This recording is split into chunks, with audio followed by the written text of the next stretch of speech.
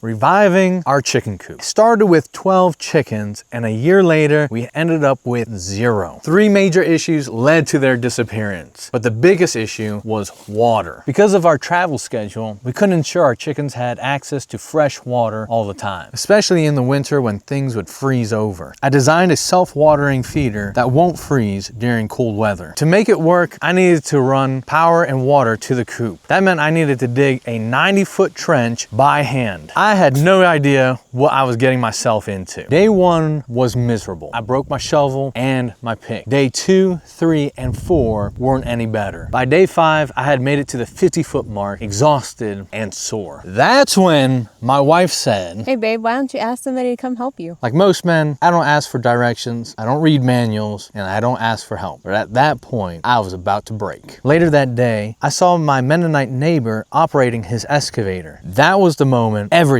changed. What took me 25 hours to dig, which was 50 feet and only 20 inches deep, took him an hour to complete 90 feet at 4 feet deep and 2 feet wide. Only an hour. With the trench finally dug, I am ready now to run the electrical and water lines and get our feeder installed. The revival of the chicken coop is underway. While we're running water up here, I might as well put in a yard hydrant for my abandoned garden over here so that I don't have to haul the hose all the way up here just to water it. It just makes things a little bit easier. So how this yard hydrant works, when you open it, the water comes all the way up this tube and comes out. But the key thing is when you close it, the water then goes back down the pipe, comes out of this hole right here, and so that the water doesn't stay in the pipe and freeze in the winter. All right, so we have these rocks at the bottom so that the water can dissipate through the rock and go into the soil instead of it being just right on top of the soil and causing mud and then start sinking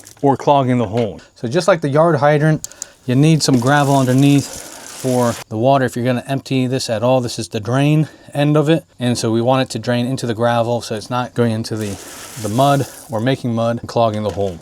All right, so we did turn on the water and we're excited to see this filled up, and all you do to clean it, open that plug. Man, oh man, it fills up quick. Now we don't have to worry about water ever again. That's perfect. All right, let's test out this. Nice. That works perfectly. Electric, and then filling everything else in. Then we'll be done with this. All right, hooked up all the power. Now it's time to test the outlet as power. We're gonna test the light on the outside. Switch this on. We got light. Phase 1 of getting water and light to the coop is done. Subscribe for more.